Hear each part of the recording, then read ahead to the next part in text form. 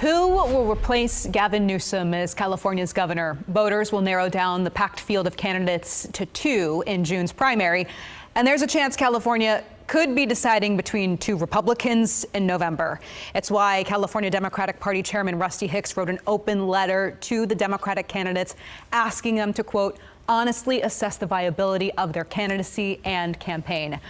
But most of the lower polling candidates ignored that letter and filed to run. We reached out to Rusty Hicks to join the show when he released this letter.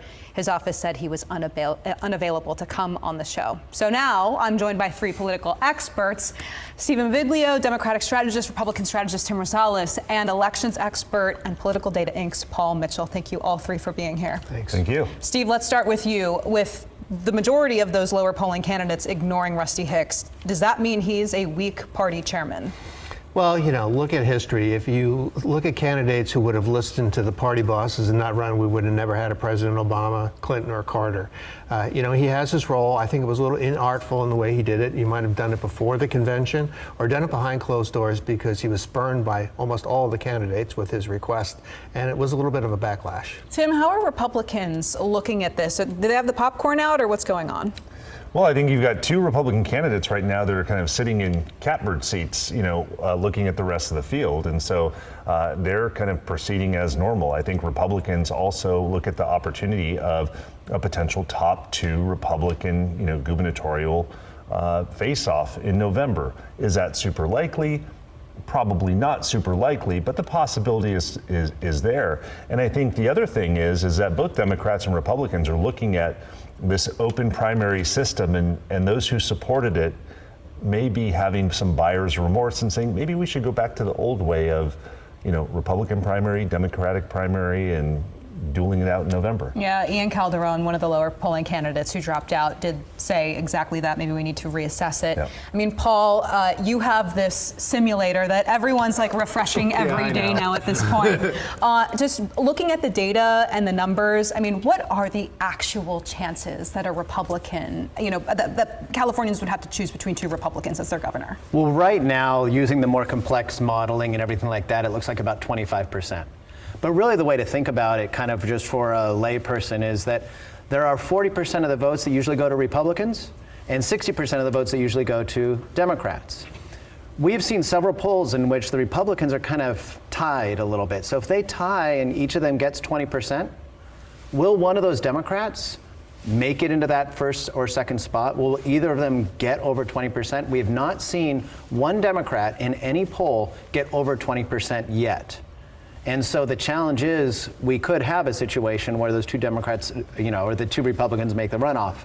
And a 25% chance means that it's unlikely, but probably too likely for a lot of Democrats to deal with. But to maybe tamp down the concern that Democrats have, I mean, how many of these lower polling candidates need to get out? Or is there one particularly that needs to get out in order to help with the numbers? Well, getting out is kind of the past, because filing deadline Friday, you know, the candidates that are in, there's 8 top candidates on the Democratic side and 2 top candidates on the Republican side.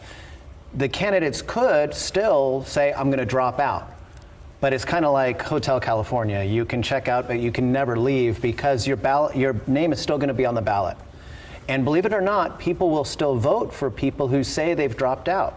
I did it myself. In 2020 primary, many of the Democratic candidates dropped out after the South Carolina primary, and on Tuesday, 3 days later, I voted for a candidate who had already dropped out. And there's a history of this. Leland Yee, who was running for Secretary of State, dropped out in 2014. He was under federal indictment and dropped out, still got 300,000 votes.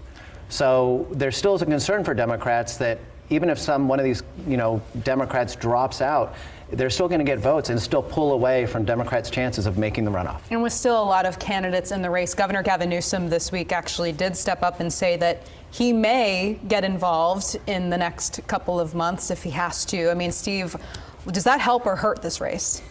Well, you know, he's not incredibly popular among voters at large, but among Democrats he is. I think 70% or so approval rating. So that will propel that particular candidate, I think, enough to lift them into the top position. But it also will be a burden for them in a bigger election running against another Democrat because he will be seen as Newsom Part 2. and I don't think that's particularly good for any candidate. Tim, what's your take? I mean, could a Newsom endorsement actually elevate potentially one of the Republicans in this race? In terms of you know, the perception that Republicans might have against that candidate that is elevated by the governor. Well, I think both of the Republican candidates right now haven't done a lot to distinguish themselves from each other, and that's where I think you see them kind of, you know, competing for the same market share essentially. On the Democratic side, Newsom putting his thumb on the scale for a Democrat certainly does elevate that Democrat. I think that, you know, goes without saying. In terms of whether or not the Democrats begin to kind of attack one of the Republicans to link them closer to Donald Trump and kind of put that Donald Trump, you know, a stain, if you will, on that Republican candidate with other voters, does that elevate that Republican with Republicans? I think that certainly could happen, and I would expect to see that tactic. We've seen it before. I think it could definitely happen again.